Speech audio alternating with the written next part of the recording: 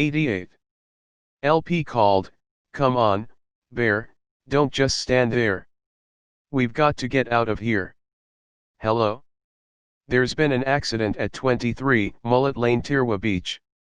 Send police, ambulance, and garbage trucks. There a lot of rubbish to clean up." Bear hung up his mobile and said, "You go. I won't make it over that fence." "Come on, Bear, where's the grizzly bear from the old days? We'll be over that fence quick smart." LP turned and ran along the fence, then raised his hands, placed them on the fence ridge and, in one quick motion, lifted himself from one side to the other. Bear did the same, running full bore, and threw himself over the fence. "No problem. Let's get the hell out of here," Bear yelled as he climbed into the van. LP said, "Where to now?" Red said, "Let's go find Mason. He'll know where George is. Mason's in Brighton, at the Masonic retirement home. Let's go." 20 minutes later, they arrived at the gates of the sprawling retirement complex. Brownie parked right outside the main building, and the guys all got out and headed through the entrance. LP said to the receptionist, "We're here to see Mason." She replied, "We're all Masons here, this is the Masonic retirement home. Everyone comes in here a Mason, and leaves a Mason." "Cut the bullshit," Bear interrupted. "We're here to see your head Sharang, top dog, you know." "Oh, you want to see the CEO?" Mason's title was a cover for his other role as Grand Master of all things Masonic, protector of the craft and overseer of secrets passed down from biblical times. He had 89. Been anointed by his father and was a leader who believed in a supreme being, but never said what God was. His father had told him that they were direct descendants of the Knights Templar, an order that was disbanded in 1307. The Knights Templar had traveled across Europe and sailed to Scotland, escaping a death ordered by the Vatican in Rome. Finally their secrets would cross the ocean to the New World. From the Boston Tea Party to George Washington, future presidents would influence the course of history, drawing on their connection to the craft. Mason's descendants not only migrated to America but also Australia. As a remnant of those people, they protected the secret knowledge that would lead them to glorious immortality. "Call him what you want, just show us his office." "I'm sorry, you'll need an appointment." "How about Tuesday next week?" Bear started to get angry, shouting, "Do I have to jump the counter and rip your bloody head off?" "Where is he?" In fear, the receptionist replied, "Down the hallway, turn left." The guys started walking down the hallway, and were soon stopped by a security officer. LP put out his hand and gave the man a secret Mason handshake, then they went on their way. "How did you know their secret handshake?" asked Brownie. LP replied, "Internet, mate, whatever you want to know, just look it up there." Bear opened the office door, and there was Mason sitting at his desk.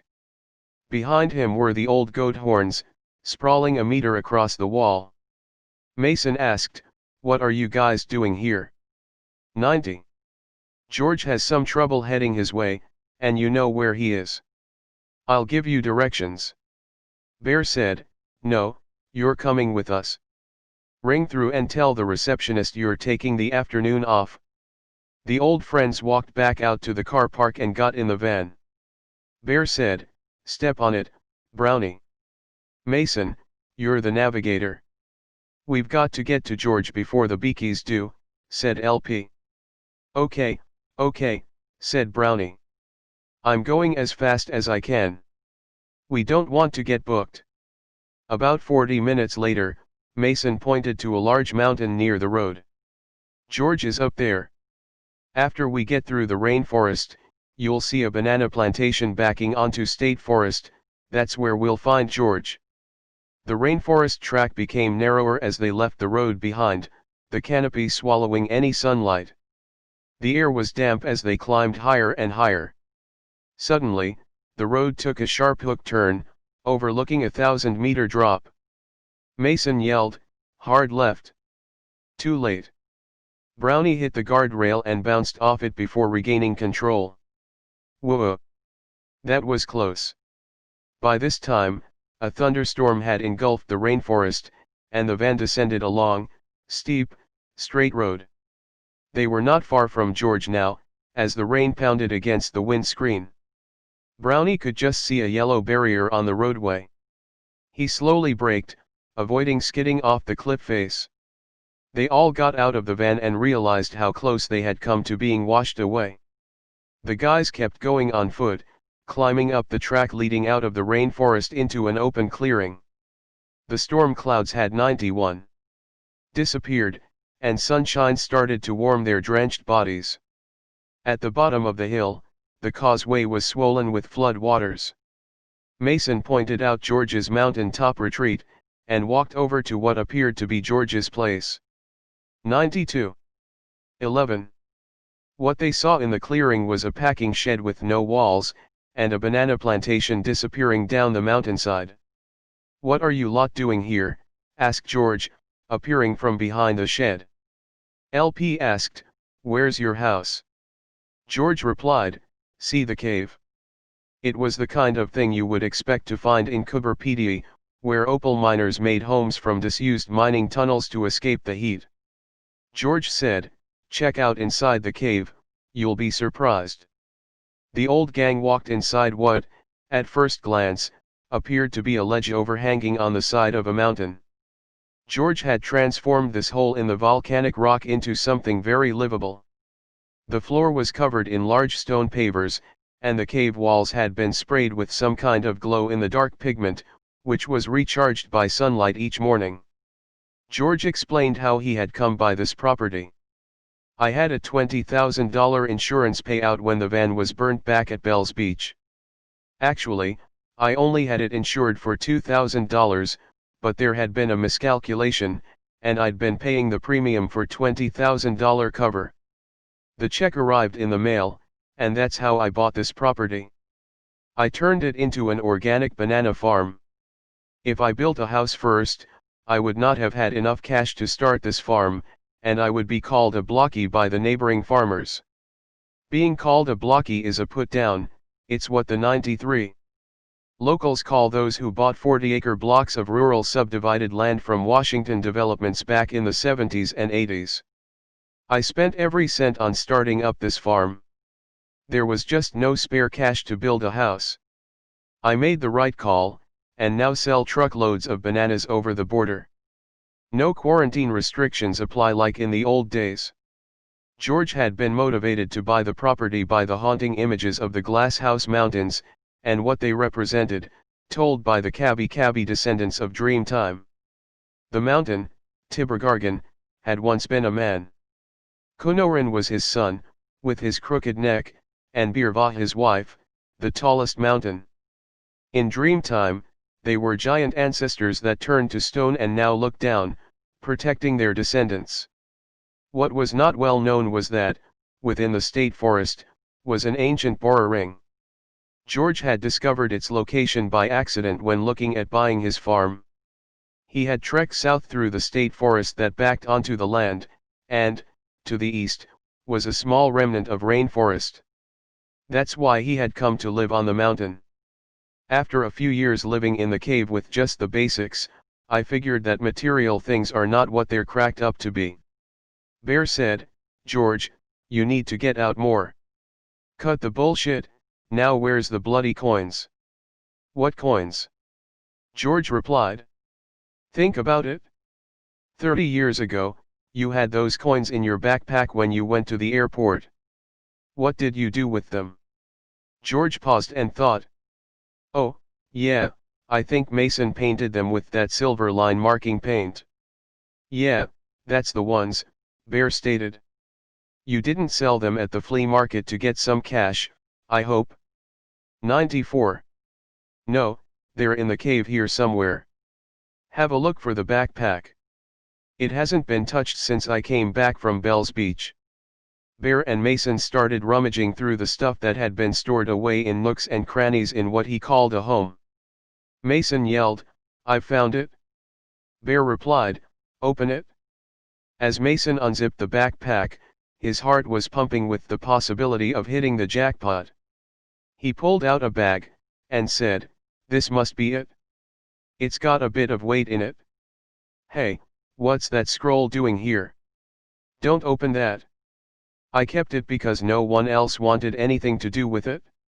Mason, you remember, we found that at the female borer ring after you made it through the night without carking it."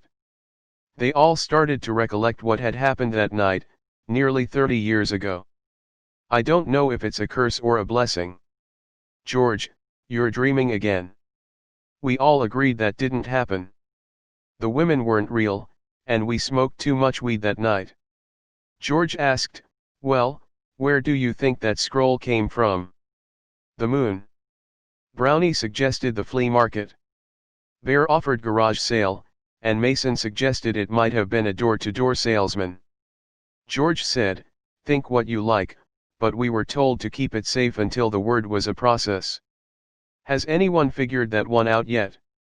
Bear said, "I don't give a shit about that, show me the gold." 95. Red opened the bag and poured the coins out. "Once we clean off the silver paint, these gold Krugerrands will be as good as new. Okay, now I understand why you are all here. It's the gold." "Not a reunion," said George with disappointment. "Now that you've got what you want, leave me in peace on my mountain." Bear said, "It's not that simple. The Bad Meadows bikie gang are back in town, and they want their coins back."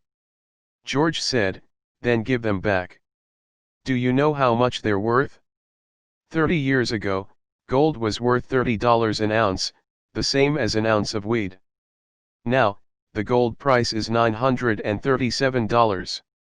I looked up on the internet the year the Krugerrand was minted.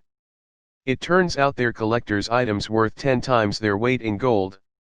That, my friends, equates to $1.5 million, split 6 ways, that's like winning lotto." Brownie said, "Nutter and his mad mates are not going to stop until they get what they came back for. They are their coins, just give them back." Bear said, "I told Nutter what would happen if I ever saw him again. He didn't listen, so he and his bikie mates were blown away back at the beach house. They won't be following us anytime soon." "Don't you think that was a bit extreme, blowing up our holiday house?" asked LP. Bear replied, "The old place needed a facelift, we can finish the reno job when we get back." While Bear carried on about how he would fix the place up, George went over to his computer and looked at his surveillance camera, then said, "Those bikies you're talking about? Well, they'll be here soon. Have a look at this." 96. Although George was a bit of a loner, he did his bit to protect his patch of land from wildfires by yearly burn-offs, and was a member of the Volunteer State Emergency Service. Also, not far from his property, the dirt road dipped like a roller coaster, allowing flood waters to go over when the drain below could not carry the torrent coming off the mountain. The state emergency services had provided George with a surveillance camera aimed at the trouble spot.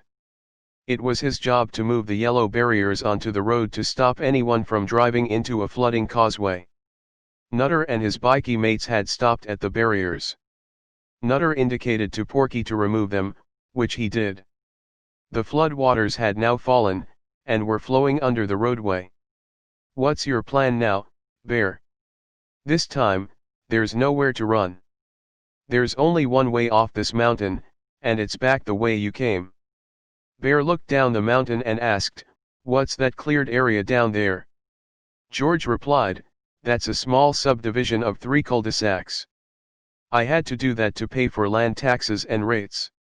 I didn't want to, but had no choice." Bear asked, "Is there another way out?" "Nope, the road leading to the cul-de-sacs is the only way in and out. You could walk back to your vehicle, but you'll still have to drive past everyone." "Wait, there's more," Bear exclaimed.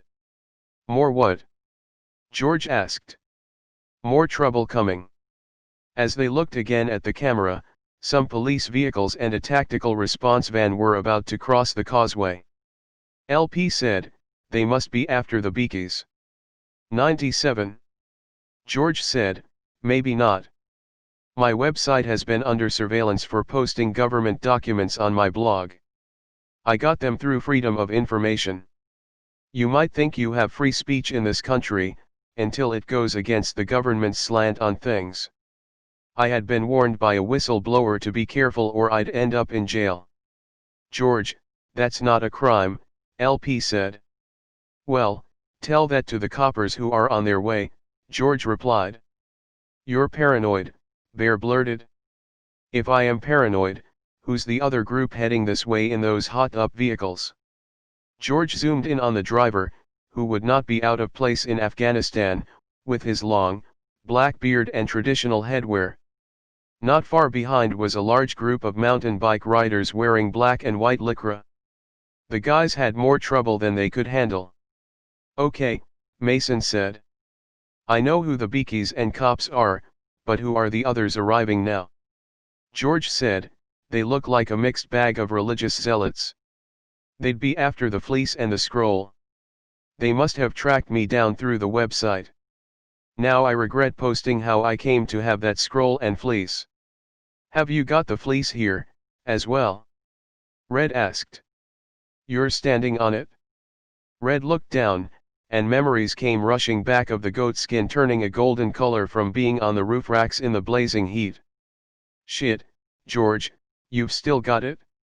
Yeah, I use it as a meditation mat at sunrise every morning. It gives me inspiration for the rest of the day. Mason said, well, that's easy to fix. Just give those religious nutters what they want. 98. Yeah, but we're not handing George over to those coppers, and there's no way I'm giving up that bloody gold, said Bear. You haven't thought this through.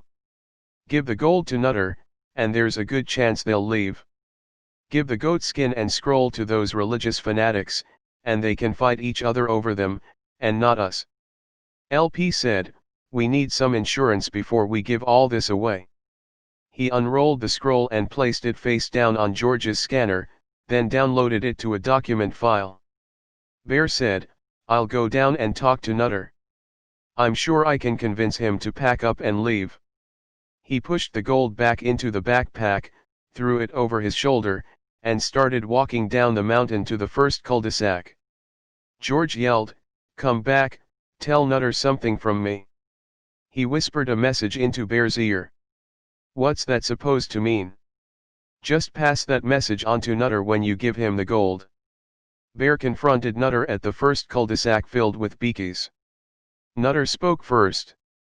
Have you got anything to say before we pay back you and your mates for the shit you guys have put us through over the years? Just two things. Look across at the cops in the other cul-de-sac. Step out of line, and they'll arrest the lot of you. And George said to tell you this. Bear moved close to Nutter and whispered in his ear. Nutter shook his head and asked, is that it? Yep, it's your call. Here's the gold, now piss off. He handed over the backpack. Nutter called over to the police commissioner, hey, Jack. 99. Nutter then threw 2 gold coins through the air, and the commissioner caught them. We're square, he said to the commissioner. Then, to the rest of his gang, he said, we're out of here. 200 bikies started revving their engines and, 2 by 2, followed Nutter off the mountain. Bear looked across to the other cul-de-sac where Brownie was standing, confronting a rabble of religious fanatics. One of the mountain bikers spoke in an American accent. We are the rightful custodians of the scroll and golden fleece. It is written in prophecy. Hand them over, and we'll be on our bikes and out of here. Brownie held the rolled up goat skin in one hand, and, in the other, the scroll. All eyes were fixed on what they had come for. Whoever is left standing takes the fleece and scroll. The ensuing brawl that erupted between these two highly charged groups triggered a response from a van of coppers, trained in how to handle riots and terrorist threats. They reacted swiftly, with batons in hand, to break up the rabble and send them on their way as quickly as possible. Their mission was to back up the commissioner, who had taken it upon himself to arrest George personally.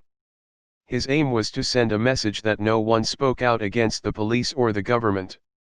Time seemed to stand still as George looked down from his mountain.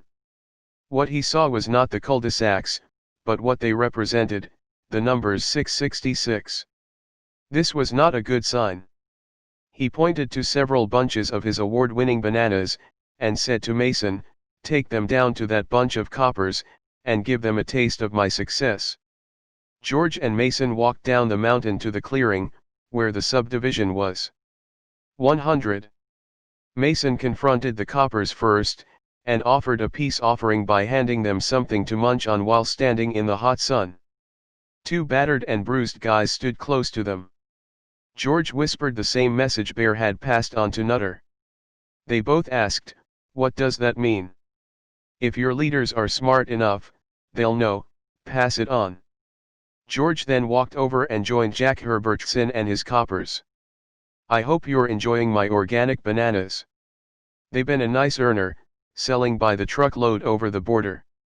This'll be your last day as a banana farmer." "You're under arrest for inciting terrorism," said Jack. George replied, "That's bullshit." "How do you figure that?" "We're closing down your website. We've got new laws that cover just about everything. It's called the Terrorism Act, so you're under arrest." "I don't think so. The information on my site has all come from government agencies, through Freedom of Information. How can it be a crime?" Jack responded angrily, "It doesn't conform to government policy. Under the new laws, we can arrest and hold anyone indefinitely, that's the law."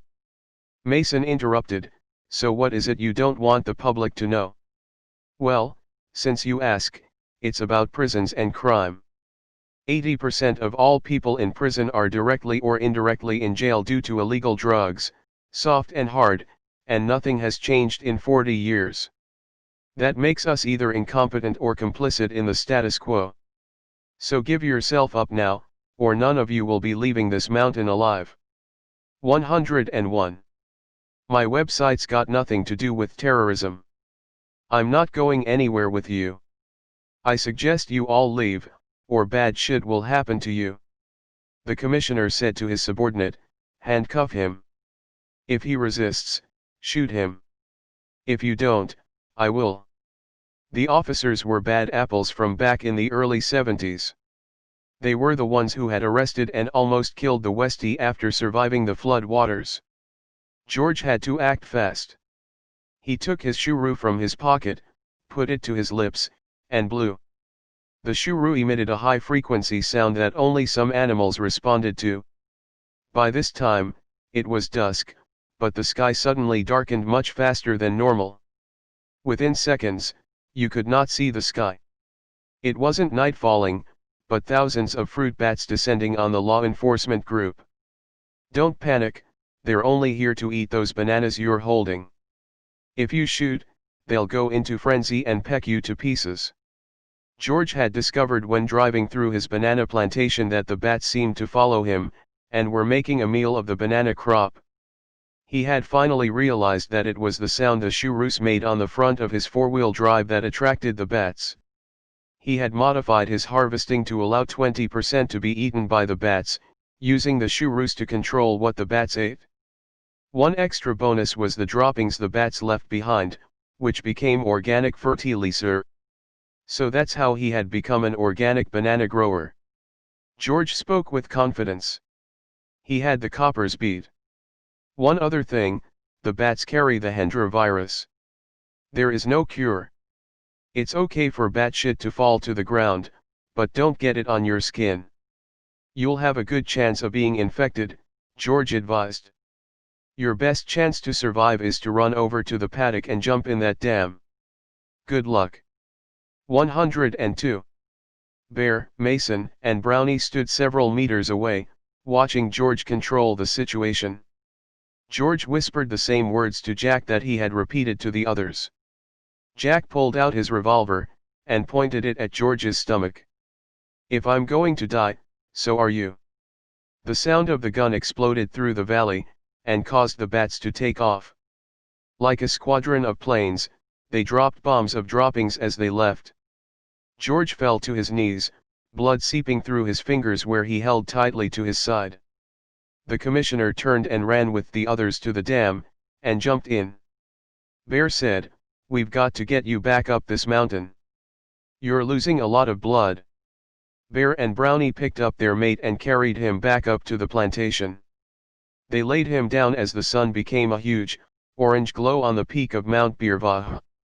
George needed medical help urgently, his wound was life-threatening. Bear said, "We need to get him off this mountain and to hospital, or he's not going to make it." Nutter had already left with his gold coins. The religious fanatics had ridden off on the mountain bikes. LP remained back at George's property, and had watched everything that had happened on the surveillance camera, which were positioned at the cul-de-sacs. In the distance, several new uninvited visitors were walking up from the east ridge of the plantation. They came over to the packing shed where the guys were huddled around George. One spoke.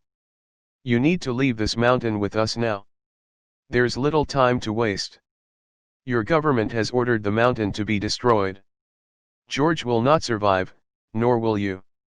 103. "I don't know who you guys are, but you've got it completely wrong.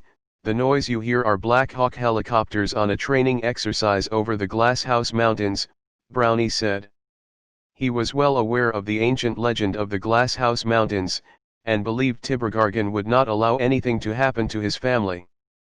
"There's no time to explain. Follow us to the Bora Ring. It's just past the plantation and a short distance into your state forest." George was still conscious, but time was running out for him. LP asked, "How do you know George's name?" "We don't know, you guys.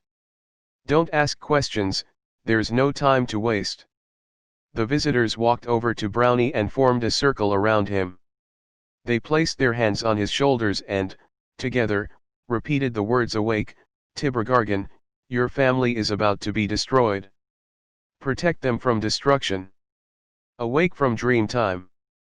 Bear was watching George's laptop, which was showing a black cloud heading their way, but he could not make out whether it was a storm approaching or something more sinister. Rocks started to dislodge and roll down the mountainside. Tremors were increasing. Tibbergargan was awakened and, with a mighty explosion from the east face of the mountain, ash and smoke plumes bellowed out. On the laptop, Bear saw a rolling cloud of smoke and ash about to engulf a black cloud. A squadron of Black Hawk helicopters armed and ready to fire. Radar had not picked up the impending danger on board, but visual sight had. The squadron leader gave the order, "Turn back.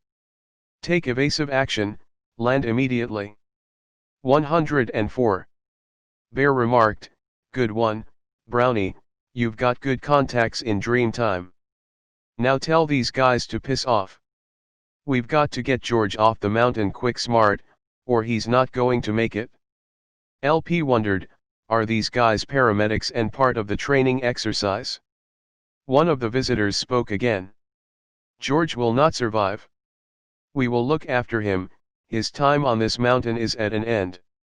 Another reached down to pick George up. As he did, George said, "Thanks, son." At that moment, George realized who the strangers were. What had happened back at the Bora Ring in outback Queensland was not visions or from smoking weed. The women from the Bora Ring must have been real. Bear and Mason also realized they weren't strangers. They were their sons. Words said back then flashed through their minds: DNA, renewed life, keep the scroll safe, etched in time. George's son carried him down through the banana plantation to the Bora Ring. Those from another place and time stood within the ring, and one of them said, "What was foretold is almost complete. Protect the scroll until the numbers align. It will give all warning when time realigns." Without warning, George and the others vanished into the night. Bear, LP, Brownie, Mason, and Red were left to figure out what had happened to George, and what to do next. The guys now knew what the numbers meant, and that it was a date in time, midnight, January 1, 2010, and 1:01 a.m., New Year's Day. Although they did not have the scroll in their possession, they did have it saved on George's hard drive. All was not lost. LP had placed it face down on George's scanner before giving it to those religious fanatics. No one looked directly at it as it was scanned. It revealed the image 105. Within the scroll, which had been spoken of nearly 30 years ago. There was no problem with loading it onto his computer. LP remembered more about that night. He started to recall what one of the women had said: in one hand, you will hold the knowledge of thousands of years, and, in the other, the word of 1,000 light years. The rev heads, who loved their cars as much as Allah, were part of a sleeper cell that would do anything asked of them by Al-Qaeda. Their leader, clutching the rolled-up fleece, was on a plane to Pakistan, and headed for a mountainous region bordering Afghanistan. He believed that possessing the golden fleece would enhance their leader's right to rule over all nations. The word soon spread that a man from Oz had something important to give to their spiritual leader, and it wasn't long before he was face to face with bin Laden himself. His devout follower handed him the rolled-up fleece. Bin Laden put down the AK-47 he always carried with him. He reached out with both hands, grabbed the parcel, untied a small piece of string, and unfolded it to reveal a goat skin. "Look around, you fool, don't you think I have enough goats? I don't need another one.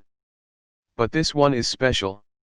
The golden fleece has been used by another man on a mountain on the other side of the world for spiritual inspiration.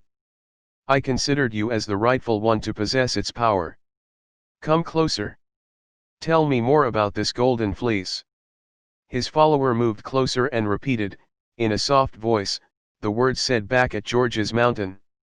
His spiritual leader became agitated, raised his rifle into the air, and fired a round of bullets, yelling, "No! No! No!" The words were like daggers to his heart. He realized at that moment that his jihad, delivered by his unquestioning followers to the great Satan America, had failed. His vision of 106. The future with all nations united under Islam and him being supreme spiritual leader were coming to an end. As for the scroll, it ended up in Brisbane in a cathedral built of marble, a testament to the success in bringing new believers to their faith. A man wearing black and white left his mountain bike chained to the front gate, and walked in through the large, open doors. He walked down the long aisle past all the pews and stood before the elder's altar. The elder was anxious to be the first to look upon the image handed to him in the scroll. He believed it would give him absolute power over his flock. He wasted no time unrolling the scroll. Darkness descended upon them both as the elder was stricken face first to the floor, convulsing. It was as if he'd been hit by a 50,000-volt stun gun. As the scroll coiled back, the guy in black and white liquor picked it up and walked back out through the cathedral doors. He unchained his bike, mounted it and rode towards the city through peak hour traffic. Outside a 10-story building in the heart of Brisbane, he chained his bike to a lamppost and walked towards the main entrance. After pressing an intercom button, a man answered with, "What do you want?" The guy in liquor replied, "I have something valuable to leave with you." He was instructed to enter through 2 glass doors and was met in the foyer by a man named Steve. They shook hands and walked over to a wall of lifts. Steve entered a security card at one of the lifts, and they headed down to basement level 2. The men walked out of the lift into a secured area. The guy in Learca walked through a security scanner carrying the scroll. He was instructed to place his thumbs on a small scanner and then filled out some paperwork before entering a vault. As the door was pushed open, he looked around and saw safety deposit boxes as well as rows of gold bullion. 107. Ahead was another security door. In here, controlled ventilation kept moisture from damaging the valuable works of art inside. He went through the door and placed his delivery on a rack. Now the scroll was in a safe place. He turned and exited exactly the way he came in, walking out through the glass doors. The guy in black and white liquor unchained his bike and rode out of the city. 108. Future. 12. LP turned and walked away from the borrowing, pondering what to do next. Bear, Mason, Brownie, and Red followed him up the track, which wound through the banana plantation to the causeway where their van was parked. LP picked up the laptop, and said to everyone, "We should keep George's website up and running to keep the bastards honest, it's what he would have wanted." There was also the possibility of using the surveillance camera to prove that the police commissioner had shot George.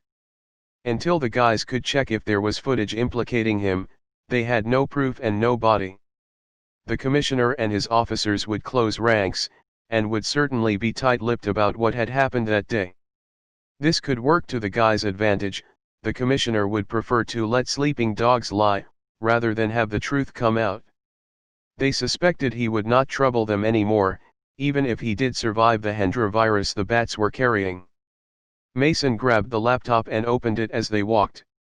He found where the scroll was saved, then set up a password that only they would know. This will keep the scroll safe till the time arrives, when the numbers will align, as spoken back at the ancient borrowing, Mason said. The guys no longer considered what had happened back there a vision from smoking too much dope, it was the real deal. 109. They climbed into the van and left George's Mountain, protected by the Dreamtime spirits of Tibergargan and his family. It wasn't long before they arrived back at the beach house, which needed some serious repair work. Bear instructed LP to organize the insurance claim and get the place fixed up. If there were any problems, they could ring him in Sydney. Brownie wasn't hanging around, he had an outback tour to finish with his German tourists. They were expecting to shoot and eat wild goat and boar. The Germans were good payers, and would pay a bonus of $100 for any wild goat shot that had horns over 1 meter across. Mason went back to his Masonic retirement home, saying, "Don't call me, I'll be there when the numbers align." Red left Queensland, heading south to Bells Beach to chill out and surf. He decided he wanted no part of what might happen on New Year's Day 2010. After he had organized the repairs to the beach house, LP headed back to suburbia with George's laptop. Over the next 8 years, the news media reported the most disturbing events that grabbed headlines. Although the reports were without emotion, just matter of fact, behind the news was sorrow and despair.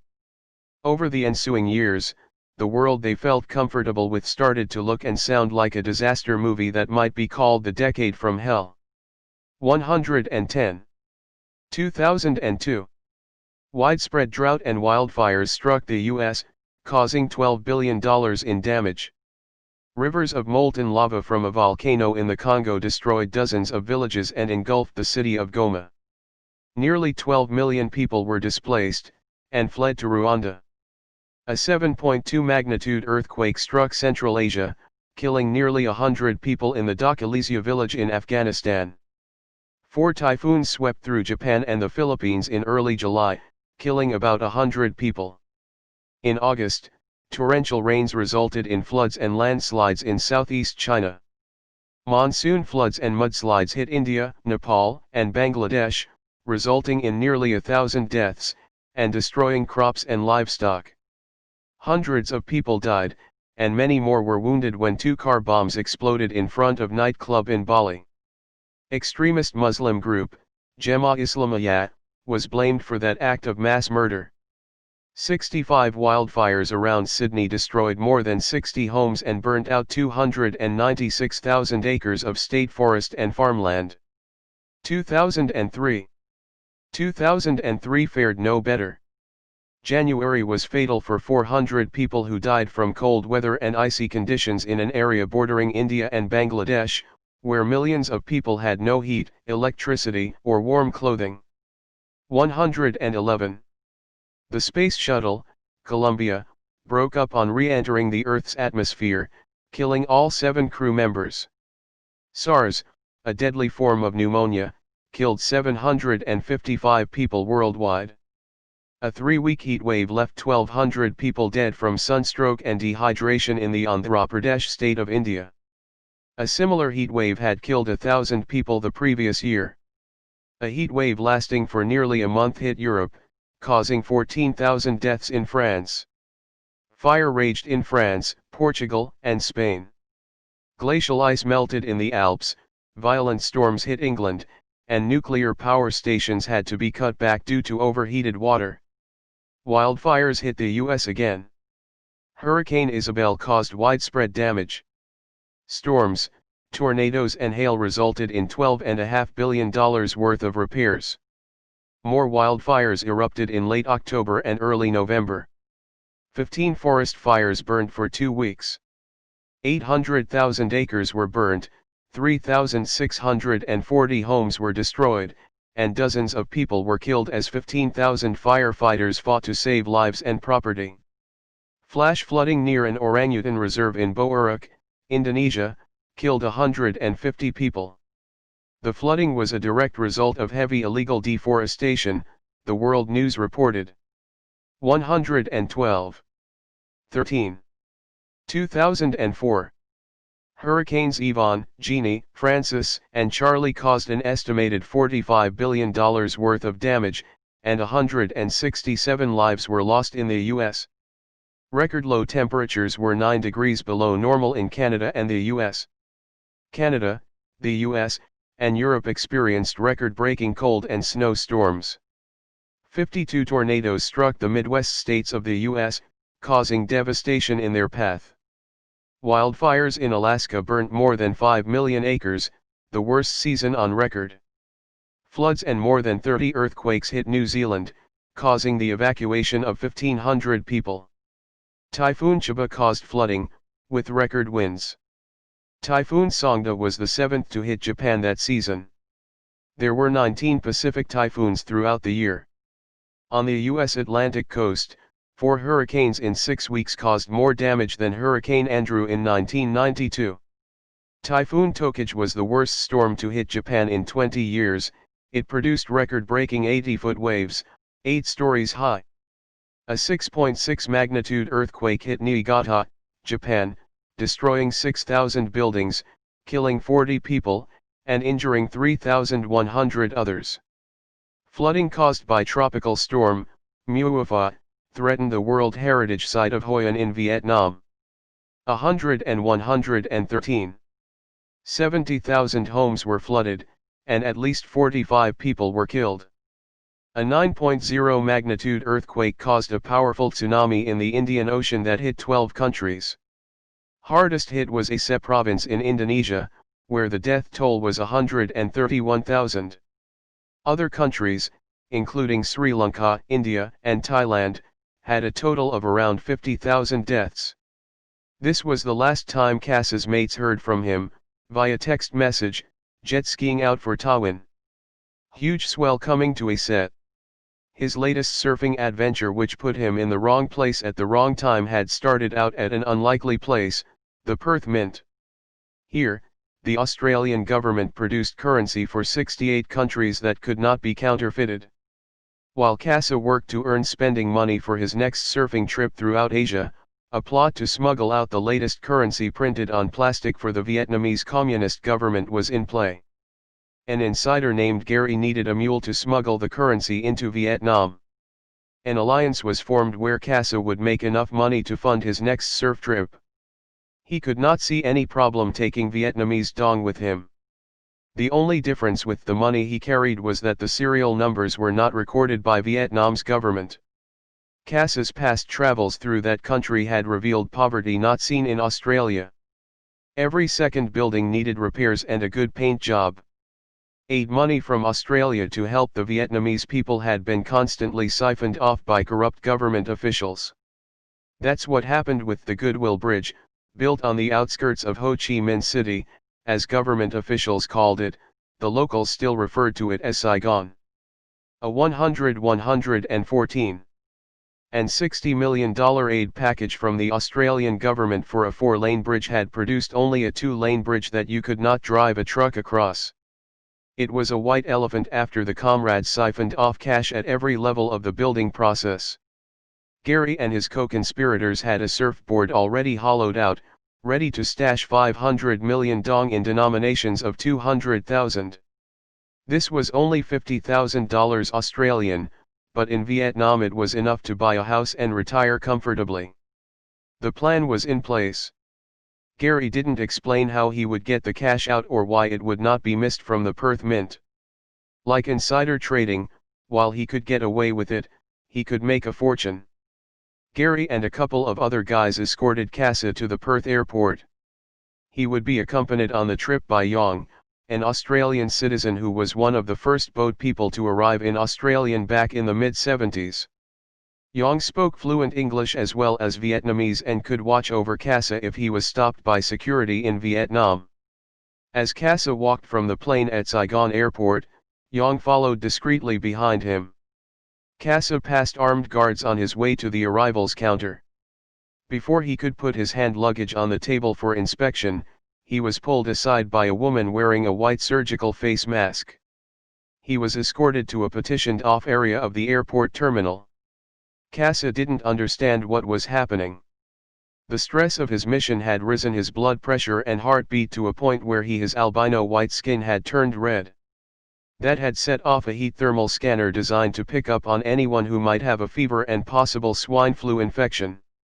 Yong walked over to an official and said in Vietnamese, "That guy over there is an albino, he's just flushed from rushing up the ramp to make his next flight." With that, 115. Yong slipped 200,000 dong notes into the official's hand.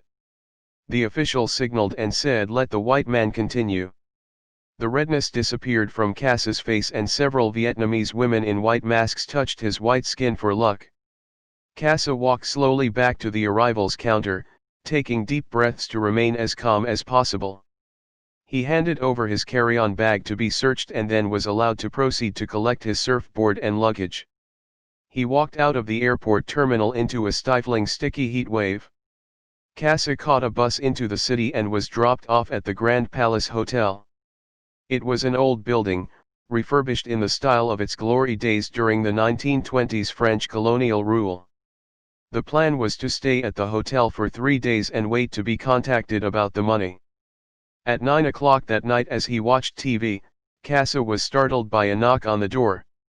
By the time he opened the door there was no one there, just an envelope on the floor. He bent down, picked it up, closed the door and sat down to read. "Take 150 million dong to the casino on level 2.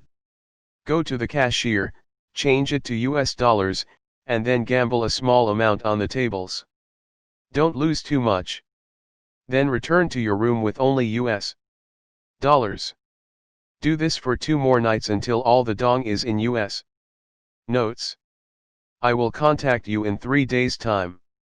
Don't fail or you will never see Australia again. Destroy this note." 3 days passed and another loud knock was heard at the door. This time there was no note, just Yong standing there, ready to collect.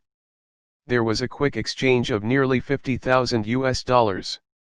$3,000 were handed back for Casa's trouble. Yong left the hotel with his freshly laundered cash. Casa waited for a little while longer and then booked out of the hotel at 10 a.m. He walked over to the internet service in the hotel foyer and booked a flight to Bali. 116. Casa dumped his hollowed-out surfboard in a waste bin next to the hotel. He would replace it with something more suitable for surfing reef breaks in Bali. His flight didn't leave until 11:30 p.m., so he caught a cab across town to visit a war museum. As he walked through the gates, Casa saw American jet fighters and helicopters captured during the war. Over to his left he saw a red star painted on a tank. It was the infamous tank that had smashed through the gates of the American embassy in the last days of 1975, during the fall of Saigon. Casa walked up a few steps and entered the war memorial. It was a shrine to those who had suffered so much during that conflict. He didn't stay long, some of the images made him physically sick. Next he headed out of town to the Mekong River, where he boarded a small junk. The river was huge and fast-flowing, reminding him of Inojera Creek when it was in full flood. After 2 kilometers, the guide took a sharp turn and headed the junk up a small inlet.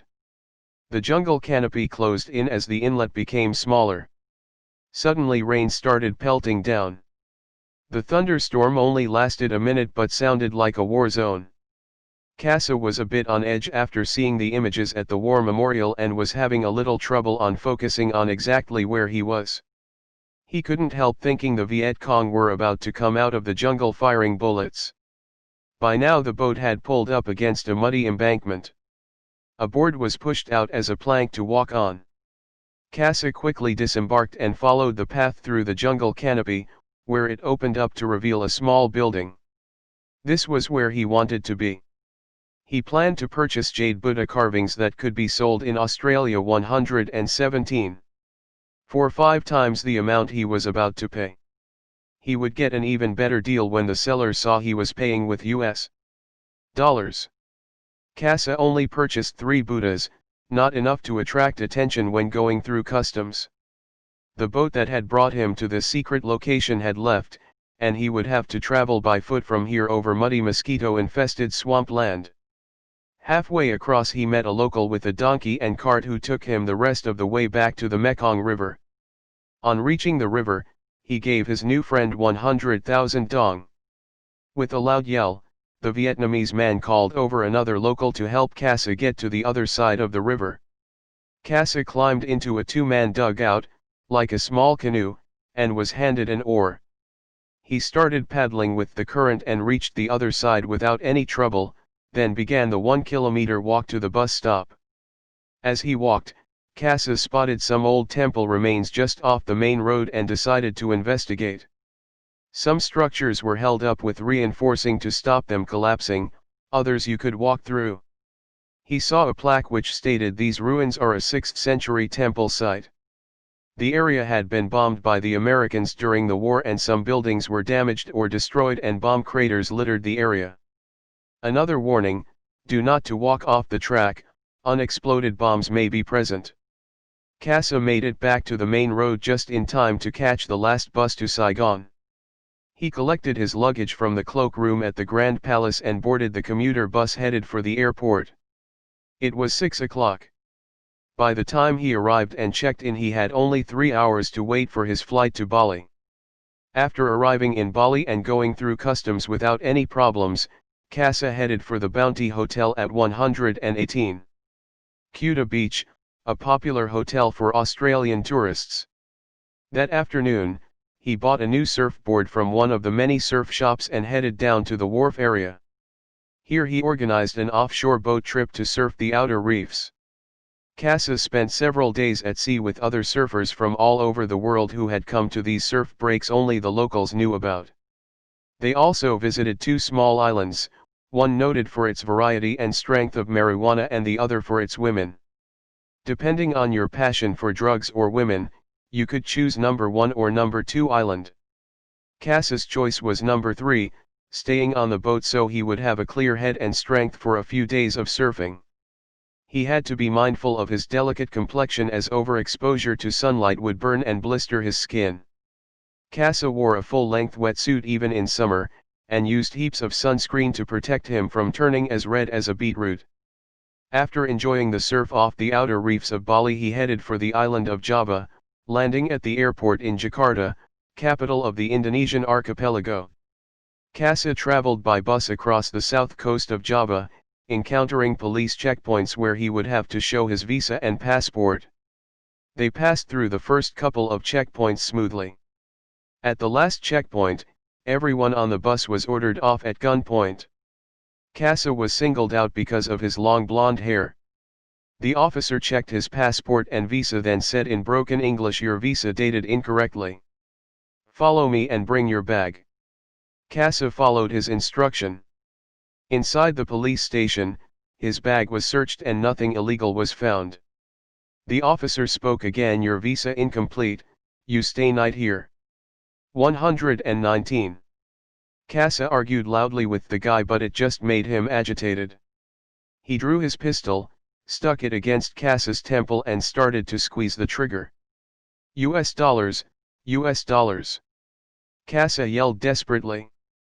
The officer released the trigger and lowered his weapon. Casa reached into his pants pocket and pulled out his wallet. He grabbed a handful of notes and handed them over. The officer counted $220. You go, he said, pointing out the door. Casa picked up his bag and got back on the bus. Finally the bus reached his destination, a Dutch colonial mansion with 6 white pillars holding up the roof and full-length veranda. Looking out through the palm trees to the ocean, you could see your own private reef break just a couple of 100 meters offshore. For the next few weeks Casa surfed his heart out. Each time he watched the sun setting into the ocean he became mellower. The stress of the trip to Vietnam became a distant memory. His next adventure was to Aceh, a province at the tip of Sumatra, a place of danger and high adventure. The Indonesian military had been fighting an insurgency group there that wanted independence from Indonesia. Casa would have to be extra careful. He weighed up his options and considered the risk worth it for a beach break that had been described as bigger and better as a good pipeline in Hawaii. Well, he got his wish, but the incoming swell he spotted on the horizon was more than he expected. An earthquake off the Sumatran coast created a tsunami. 2005. 19 feet of snow fell in the Reno Lake Tahoe area of the U.S., the heaviest snowfall since 1916. 120. Hurricanes struck the U.S. yet again. The worst was Katrina, with an estimated damage of $100 billion, the most expensive natural disaster in U.S. history. 1,800 lives were lost. A magnitude 6.4 earthquake in Zerona, central Iran, shook more than 40 villages, and at least 612 people were killed. Extreme winter weather killed 1,400 people in Afghanistan, India, and Pakistan. In Japan, a magnitude 7.0 earthquake destroyed homes and injured 500. An earthquake of 8.7 magnitude killed 1,313 people in the islands of Nilas, off the west coast of Sumatra. Buildings were destroyed, and many officials feared that another Boxing Day-type tsunami would occur. Widespread flooding in southern China killed 536 people. Flash flooding swept through a school in Ning'an, China, killing 117. 105 of the dead were children. In Mumbai, India, 37 inches of rain fell in 24 hours, the most ever recorded in India. Monsoon's rains left 1,000 dead in western India. Famine caused by drought and locusts left more than 3.6 million people in Niger facing starvation. Wildfires burned 37,000 acres in southeastern Washington, and destroyed 100 houses northwest of Los Angeles. Wildfires continued to scorch more than 24,000 acres, destroying 13 buildings and burning 40 vehicles.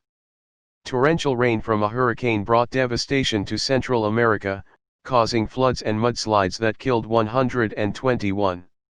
More than 2,000 and buried the whole village of Panabaj. In the Pakistan-controlled Kashmir region, a 7.6 earthquake killed 80,000 people, and injured more than 65,000. Half the town of Muzaffarabad was destroyed, and 4 million people were left homeless with winter on the way.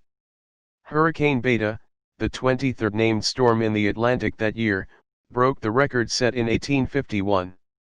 2006. Wildfires burned throughout the whole year in the U.S. The estimated damage was over $1 billion, with 28 deaths, including 20 firefighters. Texas alone had 200 wildfires burning in a 24-hour period.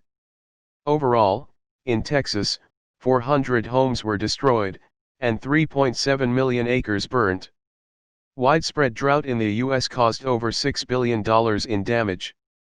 In Indonesia, a 6.3 magnitude earthquake killed more than 5,700 people, and destroyed 135 homes. The region had been under intense volcanic watch, with an expected eruption of Volcano Merapi. A European heatwave caused the warmest month since records were kept. New rainfall records were set in the northeastern U.S., exceeding 10 to 14 inches. China experienced the worst flooding in 30 years, with 340 storm-related deaths. On the south coast of Java, a 7.7 magnitude earthquake triggered a tsunami that killed 730 people, and displaced thousands from their homes. 122. The U.S. experienced the warmest summer on record. Heat waves caused more than 150 deaths. Storms with strong winds left 600,000 homes in Missouri without power for 1 week. In New York, 100,000 people were left without power for up to 9 days. Police arrested 24 British-born Muslims with ties to Pakistan. They were discovered plotting to blow up 10 planes, using similar tactics to those used by Al-Qaeda on the Twin Towers in New York. Flooding in Pakistan, India, and Ethiopia killed over 1,000 people. Typhoon Durian, with winds up to 162 miles per hour, caused mudslides from Mt. Mayon in the Philippines, burying over 500 people in volcanic ash, boulders, and water. Throughout late 2006 and into early 2007, Australian bushfires burned out of control in the Victorian Alps and Gippsland area. The fires raged for 69 days. 1 million hectares burned, making those fires the worst in living memory. 123. 14. 2007. U.S. wildfires throughout summer and fall caused huge losses. Drought on the Great Plains resulted in further losses of over $5 billion. Parts of the world's rivers and oceans were becoming dead zones, starved of oxygen. Mass fish, bee, insect, and bird deaths were being reported worldwide.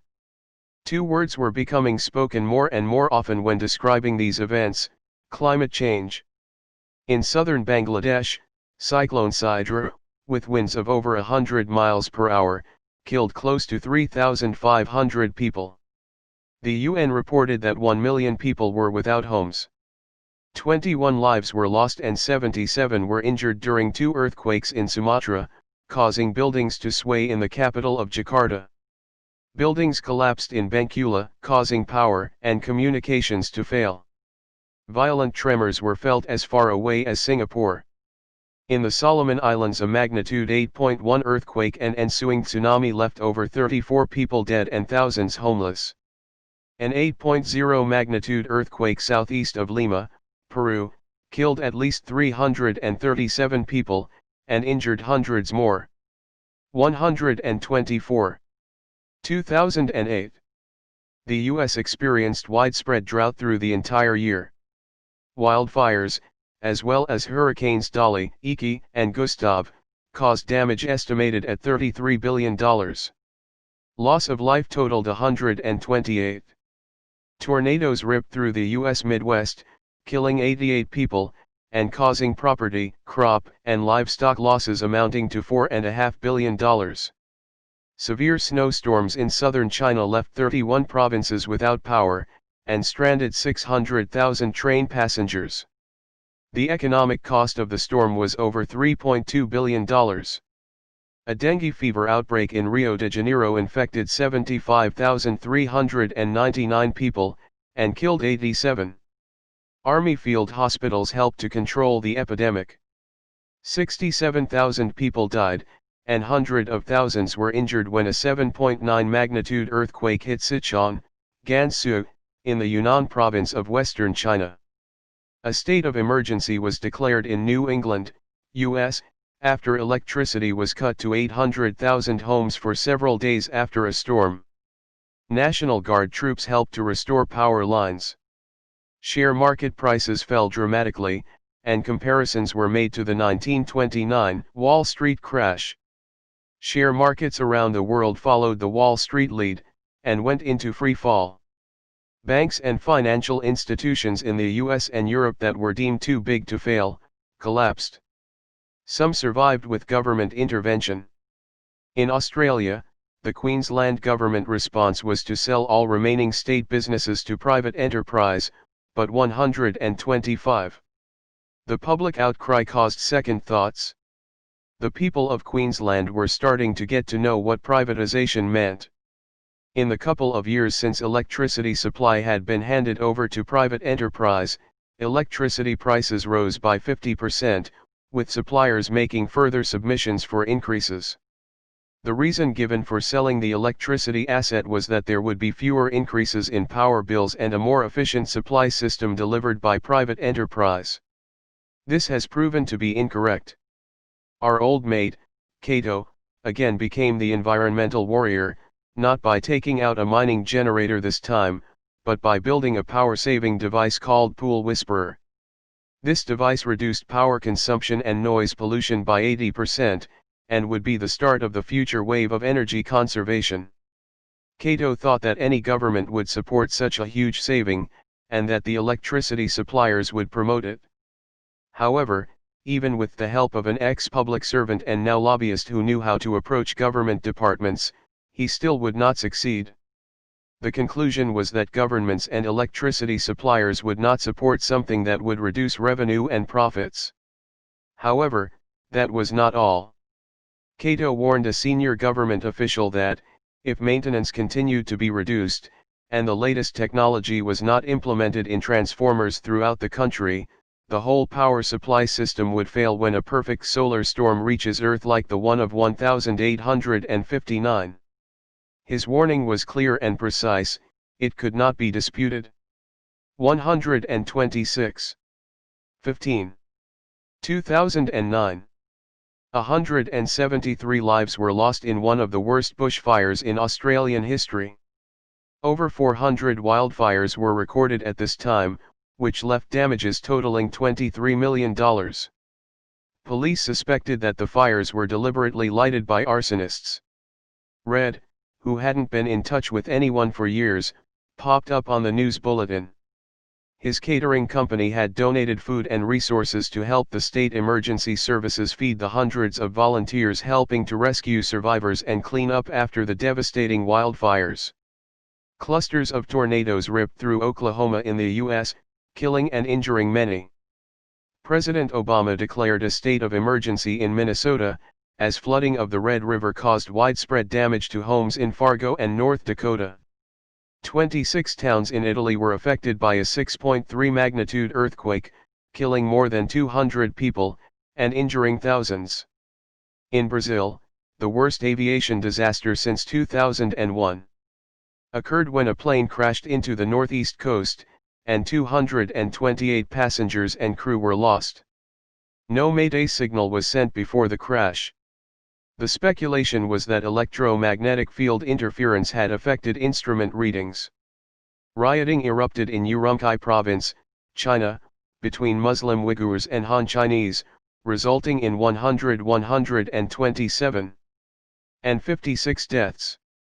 Riot police locked down the Uyghur part of the city, allowing army generals to quash any opposition and restoring order to the streets.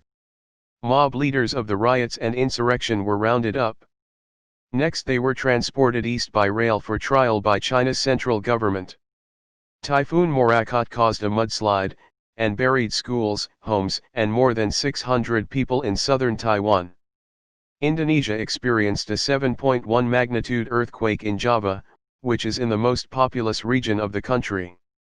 Tropical storm, Kes Sana, poured down 17 inches of rain in 12 hours. Floods in Manila were the worst in 50 years. Following an underwater earthquake at a magnitude of 8.0, a tsunami hit Samoa, killing more than 115 people. Indonesia was hit by an earthquake again, with a 7.6 magnitude quake in Sumatra leaving over 1,000 people dead, and thousands trapped under collapsed buildings in the city of Padang. Dust storms blanketed the eastern seaboard of Australia for days. Record high temperatures were recorded through Australia in November.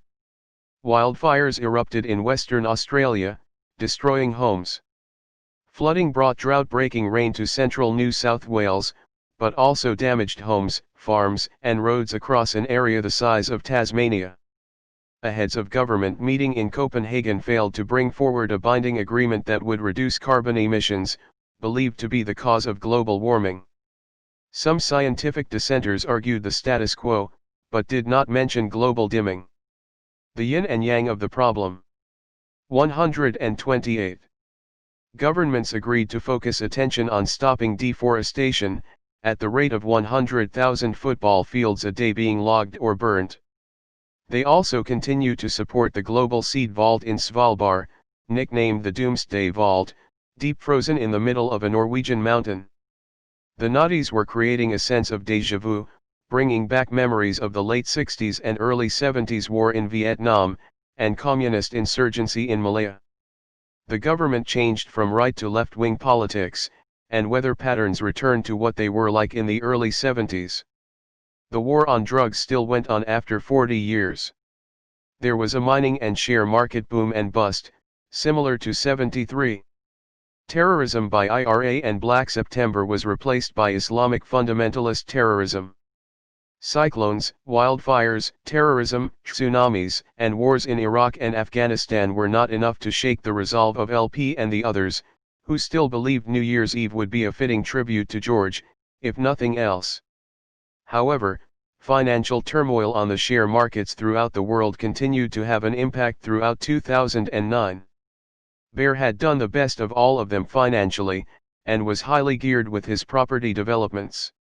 He had ridden out the downturn of 2001, but now his luck had run out. All lines of credit had dried up. He phoned LP for help just days before New Year. LP's answer to Bear's problem was not what he wanted to hear. LP was also cash-strapped, and so was everybody else. They were all in financial survival mode. However, there was a long shot. LP reminded Bear about the dreadlocked, sandy-haired hippie with a glass eye, named Billy. Red had shared a joint with Billy on the beach back at Bell's, while LP had been winning the contest. Think hard, Bear. What did Red tell you about that day? 129. Bear replied, Red said the guy got his glass eye from a pool room brawl with a bunch of bikers, and was unemployable. He spent his time either surfing or prospecting for gold at a place he called Big River. Red said Billy had found a gold nugget weighing 3.6 kilos, but was unable to get it out for fear that the other gold diggers would hear of the find and kill to possess it. Those prospectors had been looking to strike it rich, but luck was not on their side. Billy, the hippie, had described how he planned to get the gold out when he went back to the old mining site, which had slowly been swallowed by forest regrowth. He said that, down on the river embankment, several canoes lay unused. His plan was to retrieve the nugget and paddle downstream at night to the next town. If all went well, Red would read about it in the newspaper in the following couple of days. If that didn't happen, the hippie said he would either be dead or the local mining prospectors, who had been there for many years, would have the nugget. Bear hadn't heard anything in the media about a gold nugget, but he considered a third possibility, that the gold was still where Billy had said it would be. In a wombat hole under the dirt road, after a sharp bend, 200 yards from an old A-frame, makeshift hut. Bear thanked LP for jogging his memory, and wished him good luck for 2010, as he would not make it back to Queensland in time for New Year's Eve. If Bear didn't find the nugget, it would be another financial black hole for him and his company. This time, there was no escape, his plan had to work. He checked the Melbourne Age newspaper archives for any report of a major gold nugget find. There was no reference to the nugget. Bear booked the earliest flight possible to Melbourne, and arranged a rental car for pickup at the airport. He arrived 130 at 6 p.m. and carried his hand luggage through the airport terminal. Bear picked up the keys for his rental car, a VW Transporter, the modern-day version of a Kumbai. However, this vehicle was even better than the guy's old Kumbai. It was called a tracker, and was fitted for off-road camping. Bear headed towards Bells Beach. It felt just like old times, with luxury. After a bit of a drive across Melbourne and out to Bells, he arrived at Red's house. Bear walked up to the front door and pounded on it. "What are you doing here? This is a surprise, you could have phoned first." Bear's old mate looked angry and agitated. "No time, mate, you're coming with me to Big River. Remember that story you told LP about a hippie and a gold nugget? Well, we're going to find it. Pack some camping gear, and we're out of here." Bear and Red carried the camping gear to the van, then headed northwest to the old gold mining site, Big River. As they drove closer to their destination, the van crossed a large bridge. Bear and Red looked down to see a fast-flowing river wedged between a steep gorge. They were not far now from the remnants of the old mining town. After the bridge, Bear took a sharp right-hand turn. The gravel road led into dense forest regrowth from mines abandoned over 100 years ago. Red pointed out old mining shacks, most abandoned, but a few still livable. Bear stopped at an A-frame shack built of timber logs and rusted iron. A few old prospectors came out to greet them, asking how long they would be staying and what they were prospecting for. Red answered, "We are looking for a guy who's gone missing. You guys look like you've been around here a long time. Did you know a hippie called Billy? He had long, sandy dreadlocks and a glass eye." 131. One prospector answered, "About 40 years ago, there was a guy like that, but he stopped coming up prospecting. We haven't seen him since then. Why are you interested in him now?" "Just following up on a cold case. We have some new information that might help find him. Tomorrow, we'll see if we can find any remains or his belongings," replied Bear. Red had brought some food from his catering business for dinner. His favorite meal in a can was beef stroganoff. Not just a normal-sized tin, but a 4-liter can, enough to feed a company battalion. He placed it on the fire's edge to warm up. The prospector named Coxey was a bloody pommy who wanted to be addressed as Lord Coxey. The most conversation you could get out of him was rather. His mate, Gaza, translated for him when he spoke. Red and Bear picked up that these prospectors knew more than they were saying about Billy, and that they should watch their backs. 132. They were right. Before long, Lord Coxey came up behind Bear with a shovel, and cracked it across his shoulders. Bear went down onto the fire edge, knocking the stroganoff can into the fire. Bear turned and grabbed the shovel, shoving it right between Coxey's legs. This brought him to the ground with a loud "er." Bear and Red decided to get out of there. Before they left the campsite, he picked up 2 rocks, walked over to the old bush dunny, and grabbed a roll of toilet paper. Bear handed Red a rock, and they each started winding toilet roll around the rocks about 12 times. "We'll make sure those guys don't follow us," said Bear. As they left the ramshackle miners' huts in the distance, Bear turned and pulled out his lighter. He lighted the rock rolled in toot paper, and did the same to the one Red was holding. 20 meters back, Bear and Red had passed 2 abandoned mine shafts on either side of the road. Bear knew that these holes in the ground would be full of methane gas. In unison, they both bowled a perfect line and length, and both flaming rocks landed exactly where they wanted them, down the shaft. All you could see were 2 giant flames shooting to the sky as the explosion destroyed the road. As they ran further from the campsite, down the dirt road, they heard another loud explosion go off. "There goes dinner, they'll be picking tin and strig out of their skin for the rest of the night," said Bear. Bear and Red eventually caught a bit of shut-eye leaning against a couple of trees. It wasn't exactly the way they wanted to camp out. As morning light filtered through the dense rainforest canopy, they stood and stretched their legs, then started walking until they came to a sharp bend. They were looking on either side of the dirt road for the Wombat Hole. 133. Bear yelled, "I've found one. Go down and see if it opens into a larger cave." Red slid down the embankment and shone his torch in, and, yes, there was a larger cave under the roadway. Together, they started digging to make the opening larger, then squeezed their way through. They were both able to crouch in the small cave. There were 2 smaller wombat tunnels that continued on. Bear shone the torch up the first one, and could see some white bones. This could be Billy. He started digging with his small shovel, and made it through to the next cave. There it was. The gold nugget rested on the parched bones, and Billy's glass eye reflected light as though he was looking at them with approval. They quickly crawled out through the tunnel, The air was becoming harder to breathe, because they were inhaling a mixture of air and methane that had no smell. With their vision becoming blurred and their strength weakening, they just made it out of the wombat hole in time, gasping for breath. The gas explained what had happened to Billy. Bear carried the impressive nugget. Red pointed down the road to the river's edge, where two canoes lay on the embankment. They ran towards them. Bear put his nugget in one canoe and climbed in, pushing himself away from the embankment, and Red followed in the other small canoe.